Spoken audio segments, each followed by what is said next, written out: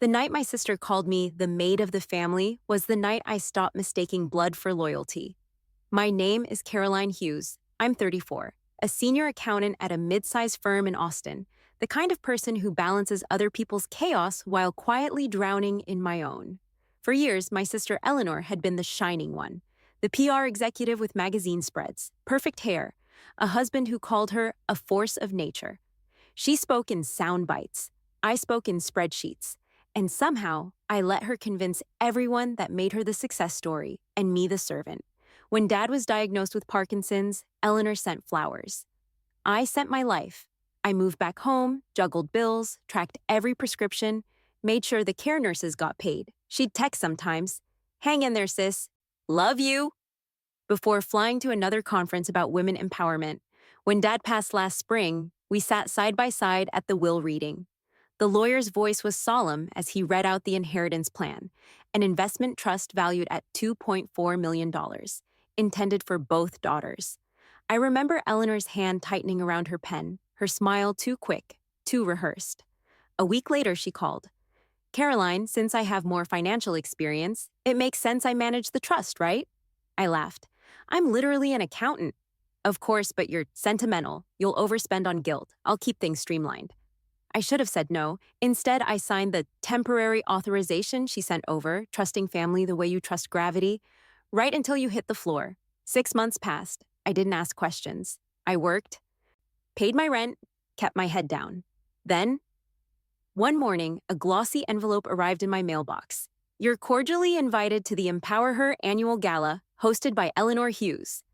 The tagline under her photo read, "A night to celebrate women who lift others up." At the bottom, in small print, I found my name under event support staff. Not guest, not family. Staff. I called her immediately. "What is this?" She laughed, that careful PR laugh she used for interviews. "Don't be dramatic, Caro. It's just positioning. You helped coordinate some of the logistics, didn't you? Guests love authenticity. It makes us relatable." "You mean you made me your maid of honor and your maid at the same time?" "Oh, come on, don't twist things. Besides," she added, her tone sharpening, "if you want to stay connected to the family brand, it helps to show gratitude." The family brand. That's what she called our last name now. A brand. 2 days later, I checked the trust's online dashboard for the first time since signing. My access had been revoked. When I called the bank, the manager confirmed, "Miss Eleanor Hughes is listed as the sole trustee." I stared at the screen until my reflection blurred. Dad had always said, "Numbers don't lie, Caroline." And right now, the numbers told me everything. $2.4 million moved from our joint account into a new one titled Hughes Legacy Holdings. Her name only. That night, I printed every page, every timestamp, every transfer. My hands didn't shake. Anger, I learned, can be steady when it's focused. At the top of the first page, I wrote the line that would become my compass. Humiliation is temporary. Proof is permanent. Then I circled the date of her gala. 3 weeks away. The night she'd host her donors, her friends, her cameras. The night she'd be celebrated for lifting women up. I smiled for the first time in months. That's exactly what I planned to do. Lift her up high enough for everyone to see the fall. The gala prep turned Eleanor into a hurricane in heels. Every phone call was a command.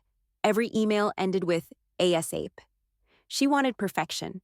Lighting, champagne, florals, her reputation, all curated to match her image. 3 days before the event, she summoned me to her office.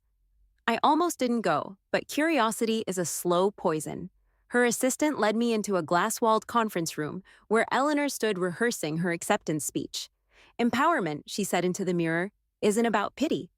It's about potential." Then she saw me and smiled like I was an intern. "Caro, you made it." "I got your message. You said it was urgent." "Oh, it is." She gestured to a folder on the table. "These are press photos. I need you to review the captions and make sure there's nothing, how do I put it, embarrassing. You know how journalists love mistakes." I stared at her. "You called me across town to proofread?" Her tone turned sugar slick. "I called because you owe me. You've been living off Dad's money for years, Caro. I've been managing it, keeping it safe." My stomach tightened. That's not your money to manage alone. She sighed as if I were a child. Technically, it is now. You signed the authorization, remember? I just made it official with the bank. You're welcome. You forged my consent. She gave a soft, cruel laugh. Oh, please. You think anyone believes you could run a trust? You still rent? You drive a car held together by coffee cups and faith. Something snapped clean inside me. Where's the rest of it, Eleanor? The trust fund shows missing transfers. $2.4 million doesn't vanish without paperwork. Her smile didn't flinch. Investments, branding ventures, you wouldn't understand. Besides, she added, eyes glittering, you'll get your share in spirit. You'll be part of the gala. Just on staff level. On staff level? Yes, she said, turning back to her mirror. You'll help the catering team. Make sure the hors d'oeuvres circulate smoothly. Maybe wear black. It's slimming and blends in with the decor. For a second, I couldn't breathe. She was serious. This wasn't sarcasm. It was punishment dressed as PR. You're unbelievable, I whispered. No, darling, she said softly. I'm untouchable. The way she said it, so confident, so sure, made something cold and steady settle in my chest. I realized then that she wasn't trying to exclude me. She was trying to erase me. That night, she held a family dinner at the estate before the gala. I came because I needed to see how far she'd take the act. The dining room glowed under chandeliers, her husband David laughing too loud, her assistants scurrying like extras in her movie. When I walked in, she looked me up and down and smirked. Oh, you came. Wonderful. The staff uniforms arrived early. Want to try one on? Laughter rippled around the table. Someone clinked a glass. Eleanor raised hers in a mock toast. To Caroline, she said sweetly, the one who keeps this family grounded, literally. She'll be handling the floor staff Saturday. Everyone laughed. I didn't. I looked her straight in the eye and said quietly, enjoy it, Eleanor. You'll remember this night when the lights go out. Her smile wavered for a second, but she recovered fast. Still dramatic, I see. You know, if you'd learned to be more like me, Dad might have left you something to manage. That was the final twist of the knife. She wanted me humiliated, broken, silent. But instead, I stood up from the table, straightened my coat, and said, you're right. I'm not like you. I earn what I keep. Then I left the laughter behind and stepped out into the cold night air, each breath sharpening my focus. Humiliation can crush some people. It teaches others how to build a weapon. The morning after that dinner, my inbox exploded. At first, I thought it was work. Then I saw the subject lines. Caroline Hughes, financial misconduct? Internal audit request, urgent. Eleanor had struck. Someone, I wonder who, had sent my firm's HR department anonymous documentation, suggesting I'd manipulated client ledgers for personal gain. The emails were slick, time-stamped, and filled with data only someone like me could have known. Only, they were fake, crafted by a professional liar who'd spent her life mastering optics. By noon, I was placed on administrative review. By 5, I was locked out of my work account. I sat at my kitchen table, the same spot where I used to help Dad balance his medical bills, staring at the empty login screen. My career, 15 years of numbers, order, quiet dignity, gone in 12 hours. My phone buzzed. Group chat, Hughes family updates. Eleanor, we're all praying for you, Caro. Hope you clear things up soon. Maybe this time, don't mix personal and professional life. Her friends chimed in with fake sympathy. Oh no, poor thing. So hard when someone isn't built for pressure. Then silence. Not one real voice. I deleted the chat and sat there until the room went dim. That's when my doorbell rang. It was Harriet, our old neighbor. She held a small grocery bag and a warm smile that didn't pity. It steadied. Your sister's PR mess is all over local feeds, she said gently. But I thought you could use a decent dinner. I almost cried. Over chicken soup and silence, she leaned closer. You remember your dad's old lawyer, Mr. Whitfield? He stopped by my shop last week, said he's been trying to reach you. I frowned. Why? He mentioned something about the trust, technical wording that never got updated. Said you might still have rights you don't realize. I called him the next morning. Caroline! His gravelly voice warmed through the line. Your father was meticulous. He made sure both daughters had equal co-signing authority. Even if one name was removed, it requires documented consent, handwritten, notarized. But she forged it, I whispered. He paused. Then you have grounds for an immediate account freeze, if we act fast. For the first time in weeks, hope cracked through the fog. That night, I sat at my desk with a single lamp on and opened every backup drive I owned. My accountant instincts kicked in. Pattern recognition, metadata, timestamps. I compared the PDF of the trust document Eleanor had emailed me months ago to the original draft Dad kept in his files. Two small differences jumped out. One, a missing watermark from the notary's office. Two, a digital signature pasted at a 2 degrees angle. A copy-paste artifact. It wasn't just forgery, it was sloppy. I printed everything, pinned it to the corkboard above my desk, and stared at the collage of deceit. Transfers, receipts, selfies, messages, and her fake empowerment quotes from Instagram.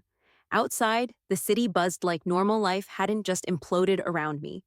Inside, I finally understood something my father once told me when I was 16 and crying over Eleanor winning another award. Sweetheart, power isn't who talks the loudest, it's who holds the receipts. I looked at the pile on my desk and smiled faintly. If Eleanor wanted to play power games, she'd just forgotten. I'm the one who audits. If you're listening on Revenge Stories Women 25, don't forget to subscribe and leave a comment. Thank you. By Friday, the rumors had outgrown me. Eleanor's PR machine was faster than wildfire. Every feed, every group chat, every whispered conversation at the coffee shop near my firm painted me as the jealous sister with a grudge.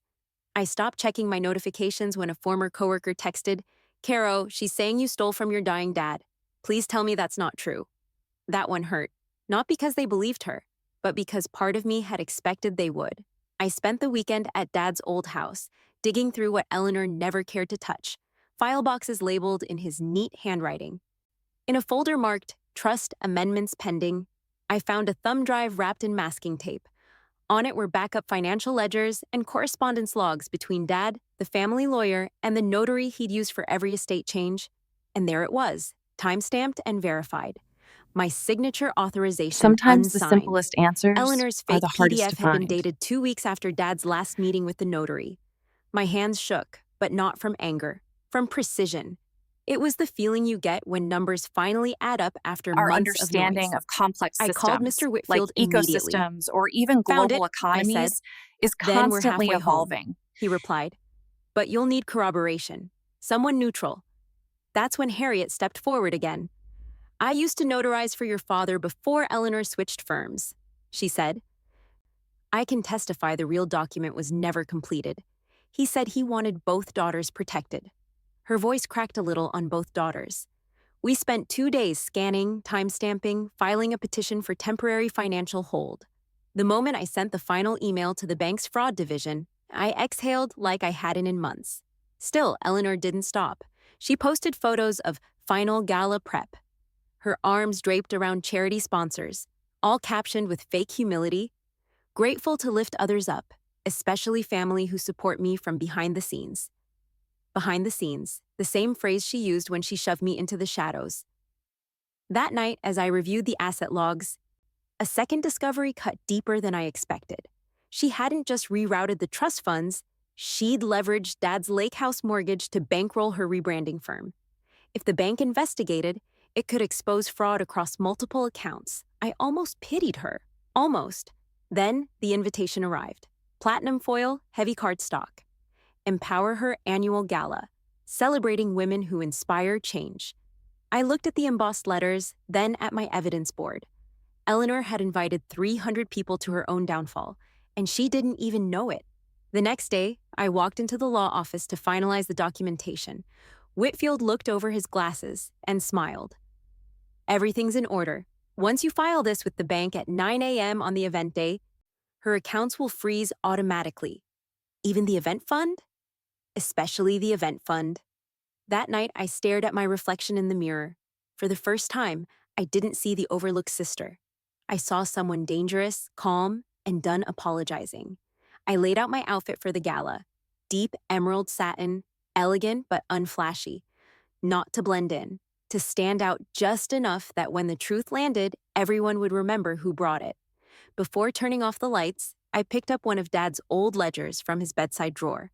Inside, in his familiar handwriting, he had once written, "Fair doesn't mean loud, fair means right."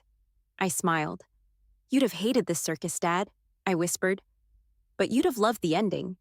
If this were your family, what would you do?" Drop your story and subscribe Revenge Stories Women 25. The night before the gala, the city shimmered with that slick, false calm money buys. Downtown Austin glowed gold. Hotel lights, billboards, a skyline Eleanor liked to call her audience. At exactly 11:58 p.m., I clicked Submit. The fraud petition, the digital notarization, the motion for temporary account freeze, all uploaded to the bank's compliance system. One more click, and the trust, $1.2 million still untouched, was locked. It wasn't revenge. It was accountability with a bank logo stamped on it. By morning, my phone buzzed with exactly the message I'd expected. "Eleanor, Caroline, call me. Now." I didn't. Instead, I brewed coffee and opened my laptop to see the ripples form in real time. Her catering vendor posted a furious tweet. "Payment failed. Empower Her Gala Catering suspended pending funds verification." Then the florists, then the hotel itself. Within 2 hours, the woman who prided herself on flawless execution was trending for the wrong reasons. #Eleanor event fails. #women who steal. By noon, she showed up at my door, barefoot, eyeliner streaked, panic disguised as fury. "You froze it, didn't you?" she hissed. "The bank did," I said simply. "They investigate fraud. I just gave them a reason." "You think this makes you a hero? You've ruined everything. The sponsors, the guests, Dad's legacy." I folded my arms. "Dad's legacy wasn't a brand launch, Eleanor. It was honesty. You killed that long before I pressed send." She slammed a file down on my counter, printouts, desperate and crumpled. "I'll fix this. I'll move the funds offshore." "You'll get nothing." "Offshore?" I raised an eyebrow. "You mean the Cayman account you used to pay your husband's company consulting fees? I already included that in the evidence packet." Her face went white. "You wouldn't." "I already did." For the first time, I saw real fear in her eyes, not of me, but of exposure. "Do you have any idea what you've done?" she screamed. "Those transfers weren't illegal. They were complicated." "You forged my name." Her voice dropped. "You can't prove that." I smiled, calm. "Actually, Harriet can. She notarized Dad's last amendment. And the notary watermark missing from your PDF? The fraud team noticed too." She staggered back like the air had left the room. Then, in a trembling whisper, "You'll regret this, Caroline. You always needed me to survive." "Maybe once," I said, opening the door. "But now I need peace more than I need a sister." She left without another word. By 5 p.m., the Empower Her Gala looked like a sinking ship. Guests arrived in gowns and tuxedos, only to be met with chaos. Servers unpaid, photographers quitting mid-setup, an entire ballroom without electricity because the hotel required payment on arrival. Through it all, Eleanor stood at the entrance in a sequined dress, clutching a dead phone, smiling for photos she knew she couldn't afford to have taken. And I watched from across the street, standing under the glow of the hotel marquee, invisible in the best way possible. Inside, she was giving fake apologies, trying to hold it together as the press whispered about financial irregularities. I didn't feel triumph, just quiet justice. But the best part was yet to come. Because while she fought to keep the lights on, her assistant, a young woman named Beth, sent me a message that would change everything.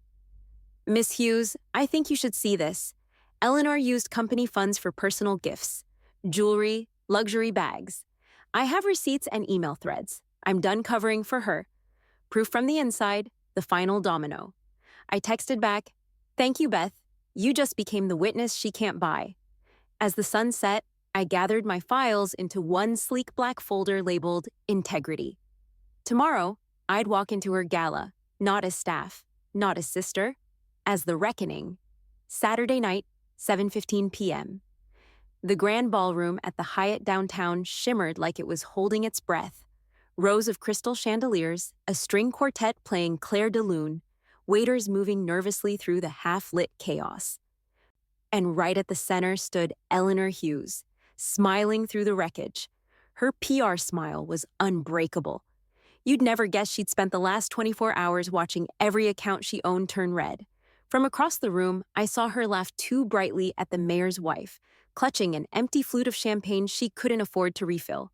Cameras flashed. Every gesture screamed control. But control is just panic with better lighting.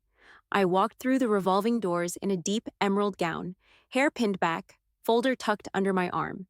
The security guard hesitated at first. "Miss Hughes said guest list is closed," he murmured. I handed him an envelope. "Then she won't mind if I deliver her final paperwork." He glanced at the embossed letterhead from the State Financial Investigation Bureau, Whitfield's idea of dramatic timing. The guard stepped aside. "Go right in, ma'am."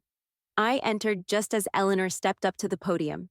She radiated confidence, microphone in hand, lights soft on her diamond earrings, probably the same ones she bought with trust money.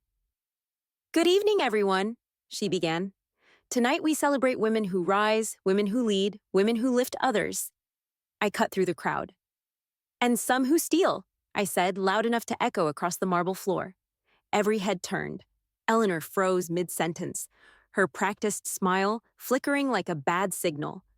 "Caroline?" she hissed through her teeth. "What are you doing?"